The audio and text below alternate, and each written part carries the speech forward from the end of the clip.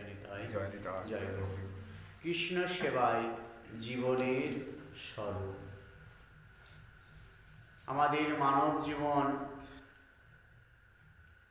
স্বরূপতা তখনই পাবে যদি কৃষ্ণ সেবা করি। খুব পাপী মানুষরাও কি ভক্ত হতে পারে? অবশ্যই হতে পারে।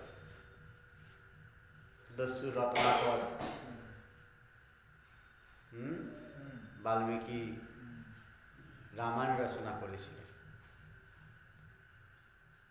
জ্ঞাত অজ্ঞাত আমাদের নিজস্ব শারীরিক মানসিক সংসারের প্রয়োজনে আমরা অনেক কিন্তু পাপকর্ম করে ফেলি, কিন্তু গোবিন্দ এমন কৃপাময়, তার চরণ যদি ধরে ফেলি, চরণে যদি নিবেদন করে দিই নিজেকে, তিনি সর্বপাপ থেকে মুক্ত করে দেন। কেন? তারই তো সৃষ্টি, তিনি সহ্য করতে পারেন না আমরা যদি কষ্টে থাকি। এই জন্যই যমরাজের জমালয় পুরীতে গিয়ে দক্ষিণ দেশের আওয়াজ কর্ণে শুনে যমরাজাকে জিজ্ঞেস করছিলেন, দক্ষিণ দিক থেকে কিসের এত আর্তনাদ? না প্রভু, তুমি যাদেরকে সৃষ্টি করে, মানুষ সৃষ্টি করে পৃথিবীতে পাঠিয়েছিলে, তারা তোমার কথা না মনে রেখে, তোমার সেবা না করে, তোমাকে না চিন্তা করে অন্য সমস্ত কর্ম করেছে। সেই কর্মের ফলে আপনার আজ্ঞায় সেই শাস্তি ভোগ করছে। বলে এত কষ্ট, তাই জন্য কিন্তু একাদশী রূপে সে আর্তনাদ না শুনতে পেরে মুক্তি দেওয়ার জন্য একাদশী রূপে আমাদের পৃথিবীতে আমাদের সঙ্গ করতে আসেন। হরিবাসরের দিনে একাদশী রূপে আমাদেরকে কৃপা করতে আসেন মাসে দুবার। অতএব ভগবান অতীব কৃপাময়। ভগবানের সঙ্গে যদি কেউ ভগবানকে ভালোবাসি, আর কিছু ভালোবাসতে মনের কাছে কিন্তু আর কেউ ভালোবাসার জায়গা পাবে না, এমনই অমৃতময়। পাপী তাপী যত ছিল হরিনামী উদ্ধারিল, তার সাক্ষী যোগাই মাধায়। নিতাই গৌর প্রেমানন্দে হরি। পাপী তাপী যত ছিল হরিনামী উদ্ধারিল, তার সাক্ষী যোগাই মাধায়। তা বলে এই নয় আমরা এটা শুনছি বলে পাপী তাপীকে উদ্ধার করেন বলে ভগবান আমরা পাপকর্ম করেই যাব, এটা ঠিক না। জেনে শুনে তো করা যাবে। উনি বলছেন তুমি জ্ঞাত অজ্ঞাত একবার পাপ করে ফেলেছো, আমার কাছে শরণাপন্ন হও, আমি মুক্তি করে দেবো। কিন্তু মুক্তি করার পর যদি আবার পাপ করি, সে মুক্তির ক্ষমা নাই, ক্ষমা নাই, ক্ষমা নাই, সে পাপের ক্ষমা নাই। আজ থেকে 5 বছর আগে নবদ্বীপে বিশ্ববিখ্যাত দুরাচারী পাপী যোগাই মাধায় বাস করত। শোনা যায় সব রকমের পাপকর্ম তারা করেছিল, কিন্তু পরম করুণাময় পতিত পাবন শ্রী গৌরহরি নিত্যানন্দের কৃপায় তারা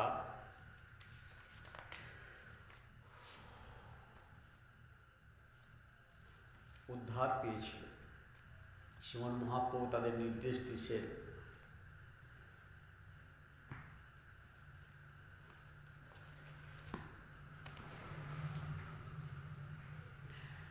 শ্রীমন মহাপ্রভু তাদের নির্দেশ দিয়েছিলেন, তোমরা আজ থেকে হরিনাম জপ কীর্তন করো। আর সমস্ত পাপচার পরিত্যাগ করে তারা তাহাই মেনে নিয়েছিলেন। পরম সুন্দর ভক্তে পরিণত হয়েছিল। শ্রী ভগবান শ্রীকৃষ্ণ বলেছেন, মাং হি পার্থ বাপাশ্রিত জিহুপি সুপাপ জনয় স্ত্রিয় বৈশ্যাস্ততা শূদ্রাস্তি হোপি জানতি পরমাঙ্গতিম। হে পার্থ, যারা আমাকে বিশেষভাবে আশ্রয় করে তারা স্ত্রী, বৈশ্য, শূদ্র, অধম কুলে জাত হলেও অবিলম্বে পরম গতি লাভ করে। এমনকি অত্যন্ত পাপী দুরাচারীদেরও কোথাও ভগবান বলেছেন, অপি চেত সুদারাচার ভজতে মাম অন্নভক সাধুরেব সমন্তব্য সম্যজ্ঞ ব্যবস্থিত। অতি দুরাচারী ব্যক্তিও অনাচার বর্জন করে যদি অনন্য ভক্তি সহকারে আমাকে ভজনা করে, তাকেও সাধু বলে মনে করা উচিত। কারণ সে দৃঢ় সংকল্প নিয়ে যথার্থ মার্গে অবস্থিত হয়েছেন। হ্যাঁ, অতি দুরাচারী ব্যক্তি অনাচার বর্জন করে যদি অনন্য ভক্তি সহকারে আমাকে ভজনা করে, তাকেও সাধু বলে মনে করা উচিত। এখানে সমগ্র অবস্থিত বা পূর্ণরূপে দৃঢ় সংকল্পে অবস্থিত কথাটি বোঝা যায় অতি দুরাচারীও সংকল্প বা ইচ্ছা করলেই ভক্তিময় জীবনযাপন করে এই সুদূর্লভ মনুষ্য জন্ম ধন্য করতে পারে। ভগবান দেখুন কত কৃপা, আমাদের কামনা বাসনার জন্য অনেক দুষ্কর্ম করে ফেলি, তারপরেও ভগবান আমাকে কৃপা করছে যদি তার শরণাপন্ন হই।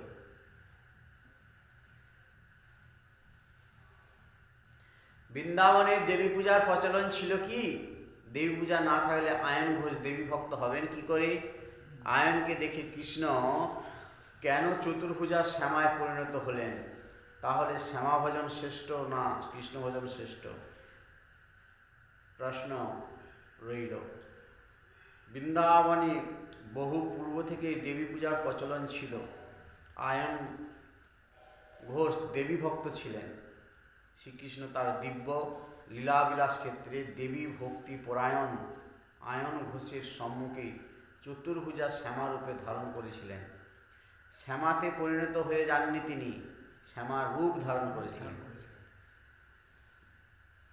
শ্যামারূপে প্রকাশিত হয়ে শ্রীকৃষ্ণ সকল উপস্থিত ভক্তগণের সংশয় দূর করে আনন্দ প্রদান করেছিলেন। শ্রীকৃষ্ণ শ্যামারূপ ধারণ করলেন বলে যে শ্যামা ভজনই শ্রেষ্ঠ হবে, কৃষ্ণ ভজন শ্রেষ্ঠ হবে না, এরকম মনে করার কোনো অর্থ হয় না। লীলা বিলাসের ক্ষেত্রে যেহেতু শ্রীকৃষ্ণ একসময় সাপ রূপ ধারণ করেছিলেন, অতএব সাপের ভজনই শ্রেষ্ঠ, কিংবা কোকিল সুরে কৃষ্ণ বাঁশি বাজিয়েছিলেন, অতএব কোকিল ভজনই শ্রেষ্ঠ, এরকমটি চিন্তা করার কোনো মানে হয় না। লীলা করছেন মানবকে শিক্ষা দেওয়ার জন্য, বা যে জীব ওনার প্রতি অন্যরকম আকৃষ্ট হন তেনাকে শিক্ষা দেওয়ার জন্য, মানবকে শিক্ষা দিয়ে তিনি লীলা করেছেন। তিনি কিন্তু সত্যকারের ব্যাপারটা কিন্তু নয়। জীবকে রক্ষা করতে পারলেই কৃষ্ণ উপাসনা করা হয়, এ কথা সত্য না মিথ্যা? সমস্ত জীবের রক্ষা পায় যদি একান্ত পরমেশ্বর শ্রীকৃষ্ণের উপাসনা করে।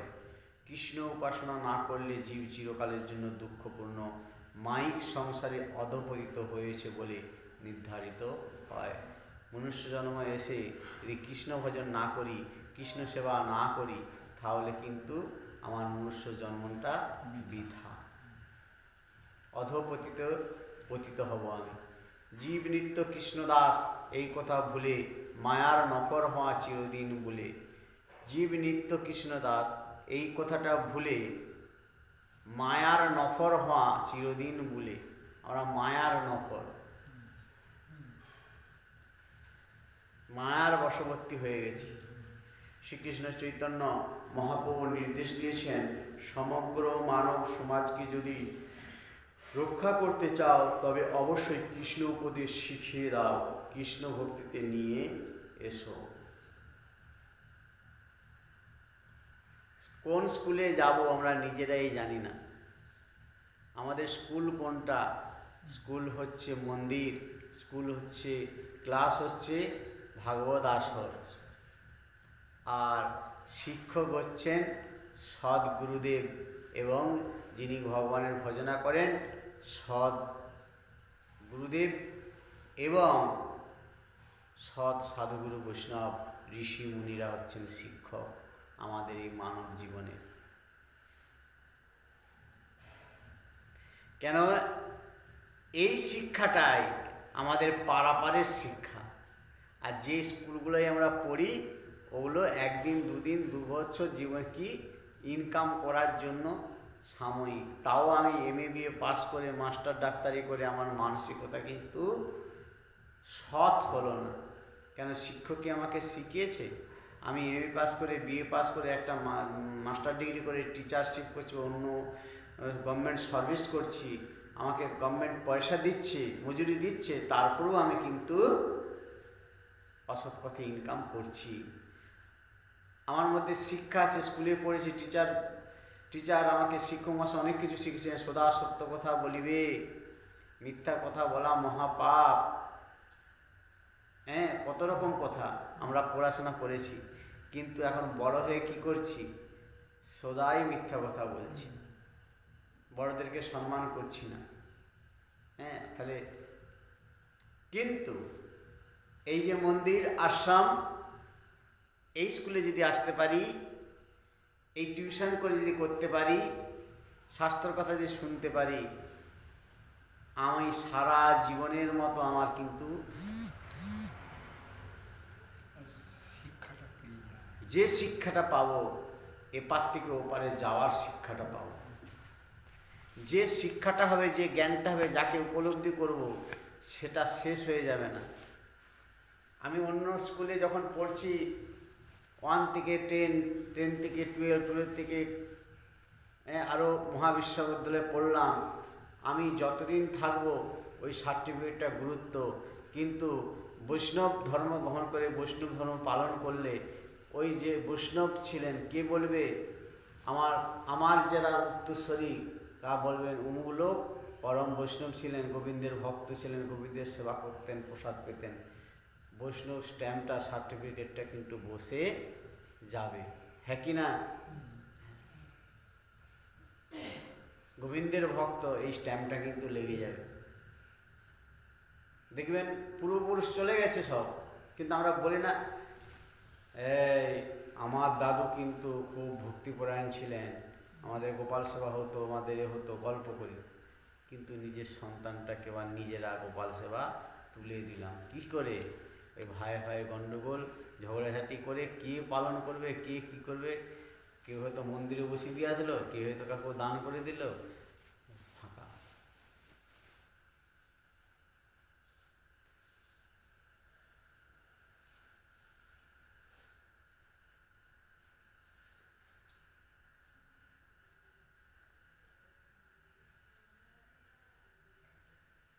যারে দেখে তারে কয় কৃষ্ণ উপদেশ।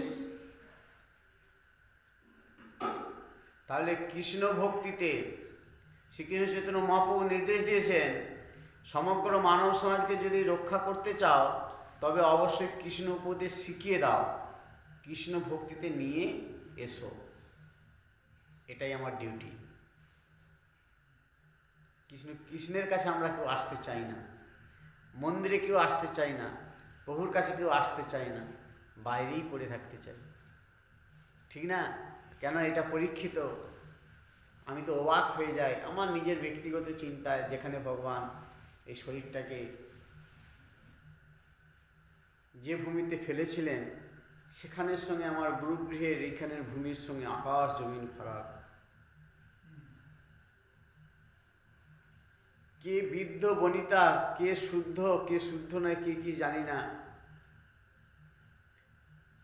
মন্দির যদি থাকে, রোজের সন্ধ্যা সকাল কিন্তু কিছু কোনো প্রণাম করতে যায়, মন্দিরে প্রভুর দর্শন করে। আজকে এখানে দেখি সেই জিনিসটাই বিলুপ্ত প্রায়। কেন জানি না। একদম নর্মালি আমি যে ভাবতে পারবেন না, আমাদের ওখানে মন্দির খুঁজলে প্রচুর। হ্যাঁ, আর মানুষের ভক্তি কিন্তু আলাদা। ওই যে বলেছিলাম, এই আরতির সময় দোকানদাররা দোকান খোলা থাকবে, ওই সামনে গেটটি লাগিয়ে দিয়ে আরতি দর্শন করে কিন্তু আসবে, প্রণাম করে আসবে। ও তো মহাপুরু, সব দোকান খোলা, একটাও লোক নেই, সব দোকানদারটাই চলে গেছে আরতি, সব তো মায়াপুর, একটাও লোক নেই, সব দোকান খোলাই খোলা, এমনি খোলা, তাও লাভ হয় না, পুরোই খোলা। ভগবান কৃপা করুক, ভগবান নিজে প্রতিষ্ঠিত হয়েছেন। হ্যাঁ, এই এলাকার মানুষের মতিগতি ওনার চরণে যেন ফিরে। হ্যাঁ, আজকে না কালকে একজন প্রশ্ন করেছে একজনকে, আমরা সব কিছু খাই, আমাদেরকে যেতে হবে। কে বলেছে? কি আমি সব কিছু খাই, সব কিছু খেয়ে কি মন্দিরে যাওয়া যায়? আমি সব কিছু খেয়েছি ঠিকই, স্নান করে শুদ্ধ বস্ত্রে আমি প্রভুর কাছে আসবো, কি আপত্তি করবে? ভাগবত শেখানো হয়। অ্যাকচুয়ালি উচিত, আমরা যদি সব কিছু খেয়েছি আমি মন্দিরে আসতে পারবো?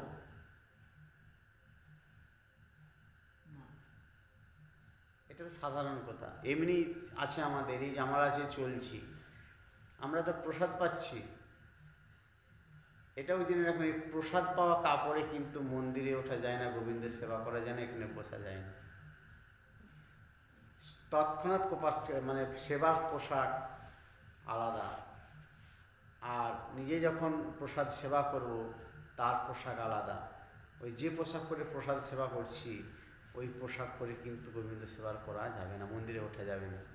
আবার পোশাক ছাড়তে হবে, মুখ হাত ধুতে হবে, এবং মানে কোমর পর্যন্ত হলে ধুতে হবে। নিয়ম আছে, ত্রিসন্ধ্যা স্নান করতে হবে। এবার আমাদের কলিযুগের মানুষ, রোগগ্রস্ত মানুষ আমরা, তাই জন্য সেটা না করে একটু হাত পা মুখ হাত ধুয়ে কোমর পর্যন্ত ধুয়ে তারপরে এবার কী হলো, একটু গঙ্গা জল ছিটিয়ে নিয়ে আমরা সেবা করি। না পারাস্তে কী দরকার ছিল? এবার যদি আসি, আমি অখাদ্য কুখাদ্য খেয়ে আমি আমার বাড়ির বৃন্দাদেবীকেও কি প্রণাম করতে পারি? বা বাড়ির যে মা লক্ষ্মী আছে বা যেই ঠাকুরই আছে প্রণাম করতে পারি কি? দুষ্টু বুদ্ধির মানুষের দুষ্টু চিন্তা ছাড়া আর কিছু নাই। নিজের বিবেক বুদ্ধি নেই, দুম করে একটা কথা বলে ফেললাম, হয়ে গেল। কি করে হতে পারে? নিজের বিবেক কি বলে? প্রত্যেক বাড়িতেই আছে, ঠিক না? তেমনি শ্রীকৃষ্ণ চৈতন্য মহাপ্রভুর নির্দেশটা আমাদেরকে মানতে হবে। কৃষ্ণ উপদেশ শিখিয়ে দাও, কৃষ্ণ ভক্তিতে নিয়ে এসো, আনতে হবে। রাগ করলে হবে না। তুমি কেন যাও না? কিসের জন্য যাও না? তুমি শুদ্ধ বস্ত্র পরে যাবে, অশুদ্ধ বস্ত্র পরে তুমি যাবে কেন? তুমি নিজে যখন কেউ প্রশ্ন করবে এগুলো বলতে হবে। তুমি রাগ করো না বলি, তুমি অশৌচ অবস্থায় তুমি মন্দিরে যেতে পারবে কি? তুমি কি খেয়েছো বাদ দিলাম, তুমি বাইরে গেছিলে, সেই কাপড়ে মন্দিরে যাওয়া যায় কি? গোবিন্দকে প্রণাম করা যায় কি? একই তো কথা। আমাকে শুদ্ধ আসনে শুদ্ধ বস্ত্রে শুদ্ধভাবে মন্দিরে আসতে হবে। একদম একদম। আসবে কি ওই এরকম করে, তারপরে জুতা খুলবে নিয়ে সামনে এসে হাজির বাপের সামনে। এই তো কালচার। ওই গিরিগুড়ায় দাঁড়ালে বহুত ভক্ত যায়, এই যৎক্ষণ না দেখতেই থাকে। সকালবেলা চালিতে থাকে, আমি প্রায় প্রচুর লোকই এখানে যায় নমস্কার করে যায়। আমাদের গ্রামেই লোক সব হাঁটাহাঁটি করে যায়, প্রচুর লোকই এখানে যে নমস্কার করে যায় গেটের সামনে সকালবেলা। মেনে নিলাম, আমিও দেখেছি, আমরা চোখে পড়ি। কিন্তু প্রভুর কাছে আসতে ক্ষতিটা কোথায়?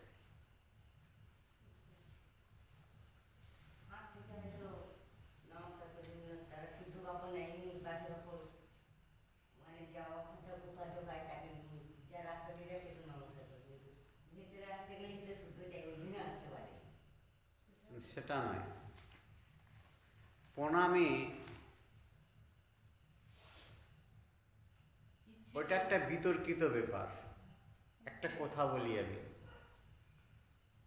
আমিও তো কর্মময় মানুষ, আমি তো আর বিনা কর্মে নেই, গোবিন্দ সেবা বা কর্মে আছি।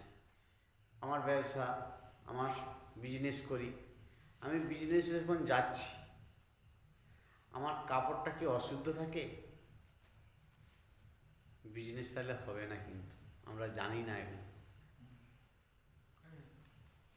জানেন তো, শুধু এইখানে নয়, আমি যে চলতো আমার দোকানের পোশাক আলাদা, এসে সেই পোশাক খুলবো, চাবিটা রাখবো ব্যাগ আলাদা, তারপর আলাদা পোশাক ছাড়বো, তারপরে সেবা টেবা করবো বা শয়নে যাব এটা আগাগোড়াই। দোকানে যে কোনো কাপড়ে ঢুকতে দোকানে যে কোনো কাপড়ে ঢোকা যাবে না। আর যেহেতু পুজো করতে দোকানে তো ধূপ হ্যাঁ, ধূপ ধুনো দিতে হবে তো। ধূপ দিল দিতে হবে, যে কোনো দোকানে দোকানে তা সে নাকি শুদ্ধাচারেই তো তিনি যাচ্ছেন। দোকান ছেড়ে দিল, আমি কর্মে যাচ্ছি। আমি তো একটা ঠাকুরকে প্রণাম করে বা সেই কর্ম যখন শুরু করব, স্মরণ তো করব, তাহলে আমি শুদ্ধ না অশুদ্ধ? এবার আরেকটা ব্যাপার, বন্ধ থাকায় কেন, ভক্তের অভাব। গেট খোলা রাখলে গেটের সামনে একজনকে সবসময় থাকতে হবে। কে এলো, কে গেল, কি ব্যাপার না ব্যাপার, অনেক কিছু ব্যাপার আছে। কেন এত ভক্ত অভাব, ভগবানের কাছে প্রার্থনা করছি অন্তত 2-4 জন একটু উনি কৃপা করে তৈরি করে দিই ওনার সেবার জন্য। তাতে কি হবে, গেটে একজন রইল, একজন বাগানে রইল, একজন রন্ধনে, একজন সেবায়, আরও বহিরাগত কাজ আছে সেখানে চলছে। এভাবেই সিস্টেমে চলে। দেখা যাক ভগবান কি করে। যারে দেখি তারে কহ কৃষ্ণ উপদেশ, আমার আজ্ঞায় গুরু হওয়া তার এই দেশ। তাই আনন্দে বলছে, যারে দেখো তারে কহ কৃষ্ণ উপদেশ, আমার আজ্ঞায় গুরু হওয়া তারই দেশ। কৃষ্ণ উপদেশ যেই দেবেন, কৃষ্ণ কথা যেই বলবেন, যিনি শুনবেন তেনার গুরু হয়ে গেলেন অটোমেটিক। সবাইকে কৃষ্ণ ভক্তি উপদেশ দিয়ে কৃষ্ণ তত্ত্ববেত্তার পরম্পরাক্রমে গুরু হয়ে এই বিশ্বকে তারণ বা রক্ষা করো উপদেশ দিলেন প্রভু।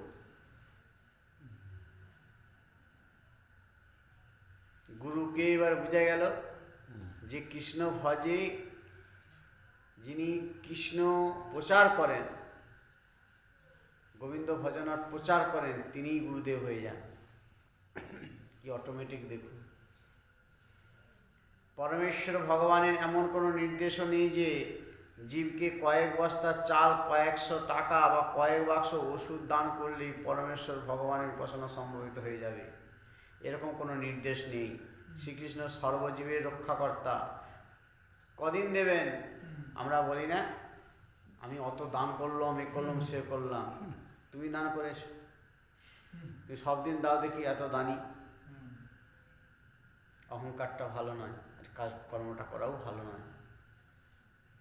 কেন এরকম কোনো নির্দেশ নেই? শ্রীকৃষ্ণ সর্বজীবের রক্ষাকর্তা, কারণ তিনি পরমেশ্বর ভগবান। আপনি নিশ্চয়ই ভগবান নন। আপনি নিজেকেই রক্ষা করতে চাইলে অন্যের সাহায্যের প্রার্থনা করেন। রাখে কৃষ্ণ মারে কে, মারে কৃষ্ণ রাখে কে, এই বাক্যটিও কিছু লোক জানে। কিন্তু আপনি যদি বলেন কৃষ্ণ জীবকে রক্ষা করতে পারবে না, আপনি রক্ষাকর্তা, অর্থাৎ কাউকে রক্ষা করার মতো কৃষ্ণের ঐশ্বর্য নেই, কৃষ্ণের শক্তি নেই, কৃষ্ণের বুদ্ধি নেই, কেবল আপনার ঐশ্বর্য শক্তি বুদ্ধি বলে আপনি জগতের জীবগুলিকে রক্ষা করবেন, এই গূঢ় অহমিকায় আমাদের সম্পূর্ণ মিথ্যা জীবন পর্যবসিত করবে।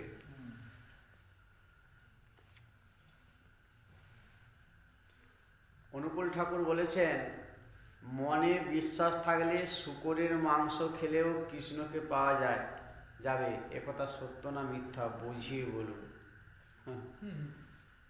এই অনুকূল ঠাকুর একথা বলেছেন কিনা তা জানি না, কিন্তু বলতে পারেন না। যদিও প্রশ্ন উঠেছে তার উত্তর, তবে শূকরের মাংস খাওয়ার প্রতি শ্রদ্ধা না থাকলেও কেবলমাত্র দুধ খেয়েও কৃষ্ণকে পাওয়া যাবে না। কথাটা শুনে অনুকূল ঠাকুর এই কথা যে বলেছে, এটা সত্য কিনা জানি না আমি। তবে শূকরের মাংস খাওয়ার প্রতি শ্রদ্ধা না থাকলেও কেবলমাত্র দুধ খেয়েও কৃষ্ণকে পাওয়া যাবে না। ঘুরিয়ে বলছি। যদি কেউ বলে আমার কৃষ্ণের প্রতি দৃঢ় বিশ্বাস আছে, আমি কেবল ফল ও দুধ খেয়েই ভগবানকে পেয়ে যাব, সেরকম অন্ধবিশ্বাসেও কখনো কৃষ্ণকে পাওয়া যাবে না। কেন পয়ব্রতধারী এক ব্রহ্মচারীকে শ্রী চৈতন্য মহাপ্রভু এরকম শিক্ষা দিয়েছিলেন। তাছাড়া বিশ্বাস সম্বন্ধে শ্রী চৈতন্য মহাপ্রভু বলেছেন, শ্রদ্ধা শব্দে বিশ্বাস কহে সুদৃঢ় নিশ্চয়, কৃষ্ণ ভক্তি করিলে সর্বকর্ম কৃত্য হয়। তাই অর্থাৎ কৃষ্ণের অভয় পাদপদ্মে শ্রদ্ধা থাকবে, বিষয়টি কোনো ভাবালুতা নয়, অত্যন্ত সুদৃঢ় ও সুনিশ্চিত বিশ্বাস। কি সেই বিশ্বাস? তা হলো কৃষ্ণ ভক্তি করলে দুনিয়ায় কোনো করা বাকি কিছু থাকে না, সব কিছুই কর্তব্য সম্পাদিত হয়ে যায়। আর আমরা কৃষ্ণ ভক্তি হয়ে বৈষ্ণব ধর্ম গ্রহণ করে আমরা কি বলি? আমি না গেলে হবে না, আমি এটা না করলে হবে না। কিন্তু ভাগবত কি শেখাচ্ছে? যেহেতু কৃষ্ণ সেবা করছেন, কৃষ্ণ ভক্তি করলে দুনিয়ার কোনো কাজ করার বাকি কিছু থাকে না, সব কিছু কর্তব্যেই সম্পাদিত হয়ে যায়। কৃষ্ণ সেবায় যে কেউ যে নিয়োজিত হয়ে যায়, তার সর্বকর্মই কিন্তু, যে আমি সংসার ছেড়ে আসছি বলে, স্বামী ছেড়ে আসছি, স্ত্রী ছেড়ে আসছি বলে আমার অপরাধ হয়ে যাবে, সন্তান ছেড়ে না। কেন? আমরা তো কৃষ্ণ সেবার জন্যই এসেছি। যেহেতু আমি কৃষ্ণ সেবা করছি, আমার থেকে শুরু করে আমার সংসারে সবাই ভালো থাকবে। শূকরের মাংস খাওয়াটা নিশ্চয়ই কৃষ্ণ ভক্তির অনুকূল নয়, বরং ভক্তি প্রতিকূল বা বিঘ্ন স্বরূপ। এবার বুঝে নেন, যারা বলে সব খাবে করা যায়, কতটা সত্য না মিথ্যা? একদম নোংরাপনা, হয় না। বলে দিছে এই যে, বরং ভক্তি প্রতিকূল বা শূকরের মাংস খাওয়াটা নিশ্চয়ই কৃষ্ণ ভক্তির অনুকূল নয়, বরং ভক্তির প্রতিকূল বিঘ্ন স্বরূপ। ভক্তির প্রতিকূল, সে নাটক করছে কিন্তু ভক্তি তার মধ্যে কিছু নেই, এবং বিঘ্ন স্বরূপ, তার জীবনে বিঘ্ন, কিন্তু তিনি বিঘ্নের স্বরূপ, বিঘ্ন ঘটাবে সবসময়।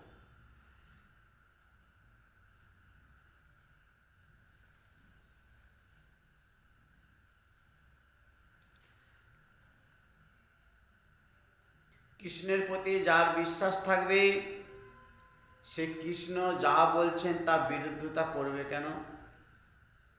কৃষ্ণ তামসিক আহার বা মাংস খেতে নিষেধ করেছেন, তাহলে সেই মাংসের প্রতি মনোযোগী হওয়ারটা কি ধরনের কৃষ্ণের প্রতি বিশ্বাস হলো?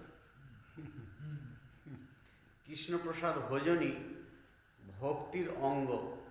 মাংস খেয়ে দুঃখময় প্রপঞ্চ থেকে উত্তীর্ণ হওয়া যায় না। যে খাচ্ছে খাচ্ছে কি করে, তিনি উত্তীর্ণ হতে পারবেন না। যে খাওয়া বন্ধ করেছে তিনি উত্তীর্ণ হবেন। আপনি চলে যান না। ও দিদি,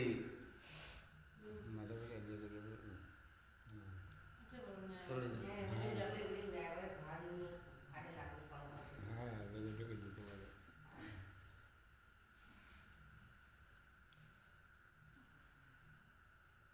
প্রসাদ সেবা করিতে হয়, সকল প্রপঞ্চ জয়। নিতাই ওই জন্য এই দুদিন আগে ভগবান বলিয়েছে না বাকশক্তি দিয়ে, কি বলছে বলুন তো, মনে আছে? সারাদিনে আমি নিজের থেকে এসে, যেখানে গোবিন্দ সেবা হচ্ছে প্রতিনিয়ত একদম 24 ঘন্টায়, সেখানে এসে যেনারা আছেন সেবক দাস প্রভু, একটু যাই হোক প্রসাদ চেয়ে সেবা করবেন। যে হতে পারে চরণ তুলসী, হতে পারে চরণামৃত, হতে পারে কিন্তু নৈবেদ্যের প্রসাদের, গোবিন্দ সেবার প্রসাদ কিছু, যে সে হতে পারে মিষ্টান্ন, হতে পারে অন্ন, হতে পারে পরমান্ন, হতে পারে যা কিছু প্রসাদ। তার মূল কি? প্রসাদ সেবা করিতে হয়, সকল প্রপঞ্চ জয়। প্রসাদ সেবা করলে দেখবেন আমার জিভের লালসা, চোখের লালসা, মনের কামনা বাসনা সবটাই কিন্তু আস্তে আস্তে কিন্তু আমার নর্মাল জায়গায় চলে আসবে।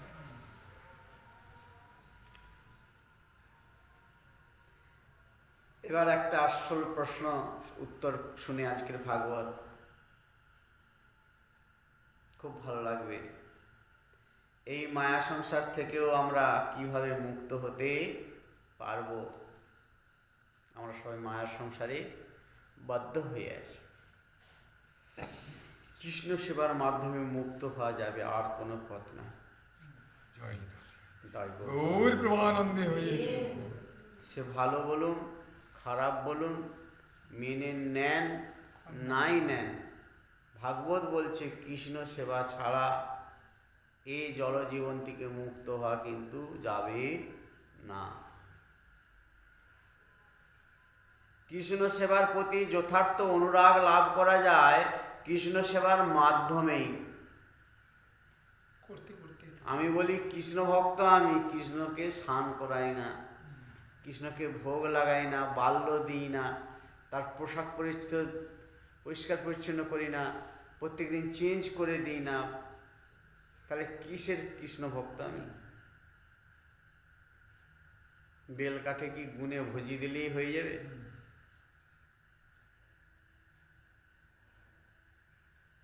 হবে না। শুধু ধ্যান করেই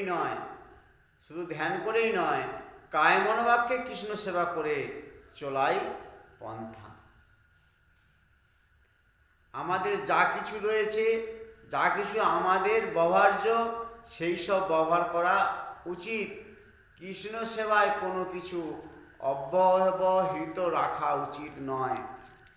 আমাদের ইন্দ্রিয়, বাক্য, অর্থ, শক্তি, সম্পদ ভগবানের সেবায় নিয়োজিত হলে আমরা আর এই মায়ার জগতের মধ্যে আবদ্ধ থাকবো না।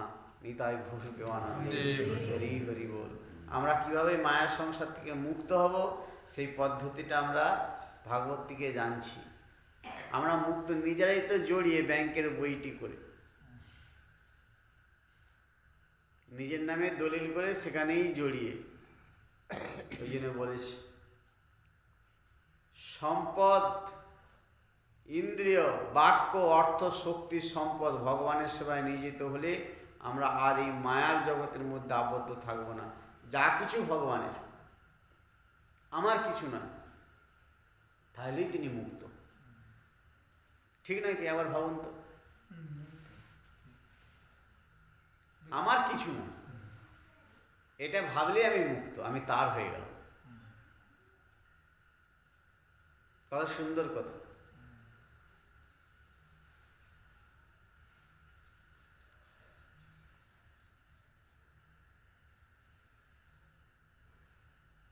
জলজাগতিক স্তর থেকে আমরা চিন্ময় স্তরে উত্তীর্ণ হতে পারব। কায়মনোবাক্যে প্রতিক্ষণে কৃষ্ণ সেবায় যুক্ত থাকা যায়।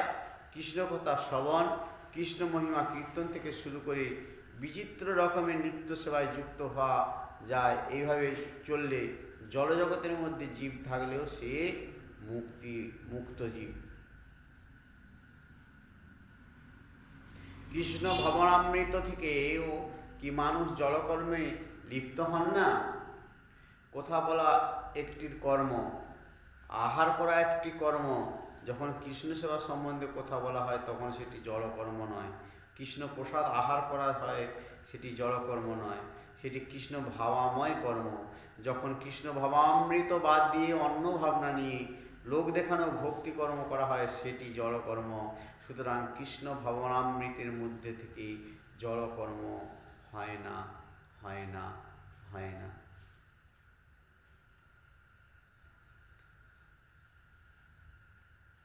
কৃষ্ণের ভাব বাদ দিলেই গণ্ডগোল, আর ভাব দিলেই বিষমৃত।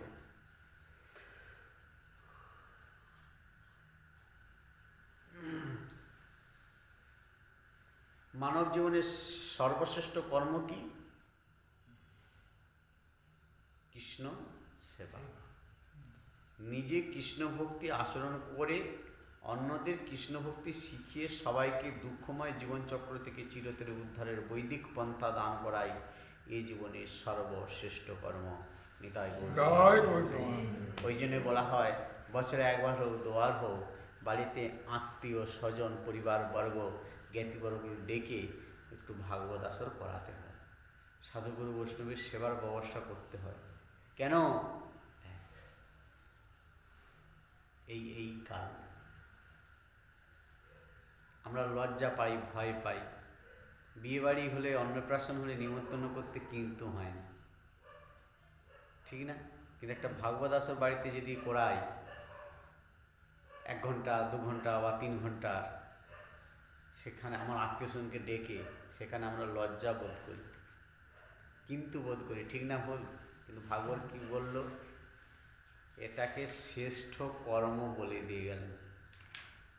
জীবনের সর্বশ্রেষ্ঠ কর্ম কি? নিজে কৃষ্ণভক্তি আসন করে অন্যদের কৃষ্ণভক্তি শিখে সবাইকে দুঃখময় জীবন থেকে, জীবনচক্র থেকে চিরতরে উদ্ধারের বৈদিক পন্থা দান করা এই জীবনের সর্বশ্রেষ্ঠ কর্ম। কৃষ্ণ ভক্তের কোনো দুঃখ কষ্ট নেই, এই কথাটি ঠিক না? বুঝিয়ে দেবেন। কৃষ্ণ ভক্ত 2 রকমের, শুদ্ধ ভক্ত, মিশ্র ভক্ত। ভালো করে বুঝে নেন। মিশ্র ভক্তের জড়জাগতিক অভিলাষ থাকে, জড়জগৎ স্বরূপে দুঃখময়। অতএব